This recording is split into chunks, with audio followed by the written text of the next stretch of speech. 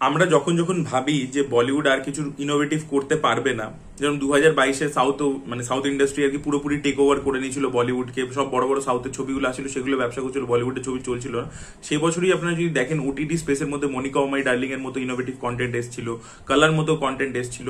তো ভালো ছবি কিন্তু বলিউডও প্রডিউস করে কিন্তু, এবং সেগুলো মিড বাজেট লেভেলে আমি বলবো স্পেশালি ভালো ছবি প্রডিউস করে, এবং কিল হচ্ছে তারই মধ্যে বলিউডের একটা খুবই ইনোভেটিভ কন্টেন্ট। তো সত্যি বলছি, যারা এতদিন ধরে সাউথ কোরিয়ান ফিল্মস প্রচুর দেখে বা হলিউড ফিল্মস প্রচুর দেখে, তাদের যেটা কমপ্লেন থাকে যে যে জিনিসটা বলিউডের অ্যাকশন মুভিজে মিসিং, তো তারা এই ছবিটা দেখলে থ্রু আউট এনজয় করবে। এবং আমি বুঝতে পেরেছি কেন। এটা দুদিন আগে নিউজ এসেছিল যে জন উইকের যারা প্রডিউসার আছে তারা এই ছবিটাকে হলিউডে রিমেক করছে। কেন, সেটা আজকে ছবিটা দেখার পর আমি বুঝতে পারলাম। সিরিয়াসলি বলছি, এই ছবিটা প্রত্যেকের, যারা অ্যাকশন লাভার, ইভেন যারা অ্যাকশন লাভার নয়ও, তাদেরও এই ছবিটা কিন্তু হলে গিয়ে দেখা উচিত। ইটস মানে ইনসেন ওয়াচ, মানে দুর্দান্ত লাগবে। আপনি যতক্ষণ হলে থাকবেন you will be engrossed for every second. আপনি একটা সেকেন্ডও চোখ সরাতে পারবেন না স্ক্রিন থেকে, এতটাই ভালো ছবি হয়েছে। আমার তো দারুণ লেগেছে, আমি ছবিটা আবারও দেখবো।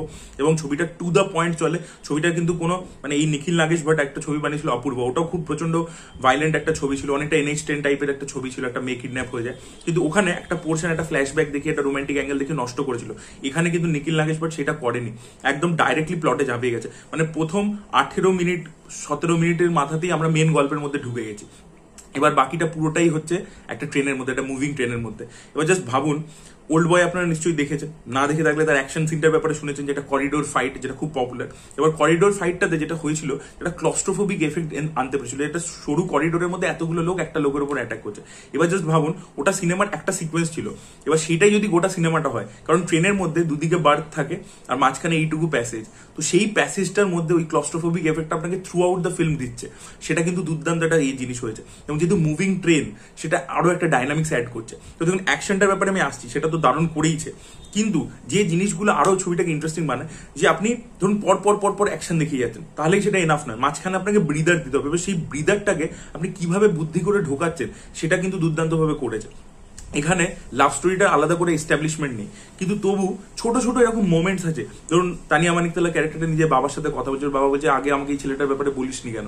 এরকম ছোট ছোট মোমেন্টস, এরকম কিছু ছোট মোমেন্টস আছে যেখানে আমরা দেখতে পাচ্ছি যে ট্রেনের মধ্যে অন্য যারা ফেলো প্যাসেঞ্জার আছে, তারা আর কি করে মানে তারাও মোটিভেটেড হচ্ছে এই লড়াইটার মধ্যে পার্টিসিপেট করার জন্য। এরকম মোমেন্টস ছোট ছোট ছোট ছোট এত ভালো রেখেছে, যেটা কিন্তু যথেষ্ট এঙ্গেজিং। এটা অ্যাকশনের বাইরেও ছবিটাকে ইন্টারেস্টিং বানায়। এবং আপনারা যদি দেখে থাকেন, রিভেঞ্জের ওপর যত ভালো সাউথ কোরিয়ান ছবি হয়েছে, যেরকম ওল্ড বয় যদি আমি এক্সাম্পল হিসেবে ধরে নিই, যে রিভেঞ্জ কখনো ভালো নয়, যে রিভেঞ্জ নিচ্ছে সেও কিন্তু অনেক কিছু হারাচ্ছে, এই মেসেজিংটা থাকে। সেই মেসেজিংটা আপনারা কিলের মধ্যেও পাবেন, ঠিক আছে। এই ছবিটার মধ্যে ওরকম প্লট অ্যাজ সাচ কিন্তু কিছু নেই, মানে আপনারা প্লট যেটা ট্রেলারে দেখেছেন সেটাই হচ্ছে প্লট, এখানে ওরকম অ্যাজ সাচ কোনো স্টোরি নেই। বাট ওই যে 1 ঘন্টা 47 মিনিট ধরে কি হচ্ছে ট্রেনটার মধ্যে। এবং আরো একটা দিক হচ্ছে, এখানে যারা ডেকয়েটস, যারা ডাকাতি করতে উঠেছে, তারাও কিন্তু হিউম্যান বিং, তারা কিন্তু ট্যাঞ্জিবল মানুষ, তারাও ভয় পাচ্ছে, তাদের মধ্যেও কিন্তু আমরা ট্রান্সফরমেশন দেখতে পাচ্ছি। এবং সিনেমার টাইটেলটা কখন আসে জানেন? ইন্টারভেল পয়েন্টে। ইয়েস, ইন্টারভেল পয়েন্টে সিনেমার টাইটেল আমরা দেখতে পাই। এবং কেন, সেখানটা আপনি বুঝতে পারবেন যে এবার সিনেমাটা ট্রান্সফর্ম করতে চলেছে। ফার্স্ট হাফে হিরো একরকম ভাবে ছিল, সেখানে ডাকাতরা ছিল যারা ভিলেন, তারা হচ্ছে প্রেডিটার, এ ছিল প্রে, এ কোথাও গিয়ে বাঁচাচ্ছিল, পালাচ্ছিল। কিন্তু তারপরে পুরো এইটা মানে পাওয়ার ডাইনামিক্সটা শিফট হয়ে যায়, এবং সেখান থেকে ব্যাপারগুলো এত ইন্টারেস্টিং হয়ে যায়। এক একটা সিকোয়েন্সকে এত মানে ভাবে ডিজাইন করেছে দুর্দান্ত ভাবে, সেটা দেখবার মতো ছিল। তার সাথে technicalities of super film, because মানে সাউন্ড ডিজাইনটা যেভাবে করা হয়েছে না, আপনি এক একটা হাড় যে ভাঙছে আপনি পুরো ফিল করতে পারবেন হলে বসে, দারুণ লাগবে। তার সাথে যেভাবে পুরো ট্রেনটাকে ডিজাইন করছে, ওটা তো পুরো সেট, ওটাকে যেভাবে করেছে, রক্ত মানে দুর্দান্ত। এবং অ্যাকশন সেট পিসেস গুলোকে অসাধারণ ভাবে ডিজাইন করেছে, মানে পুরো ভিডিও গেমের একটা ভাইব পাবেন, যে পুরো একটার পর একটা লেভেল আর কি হিরো ক্রস করে করে ভিলেনের কাছে পৌঁছাচ্ছে, কি হচ্ছে।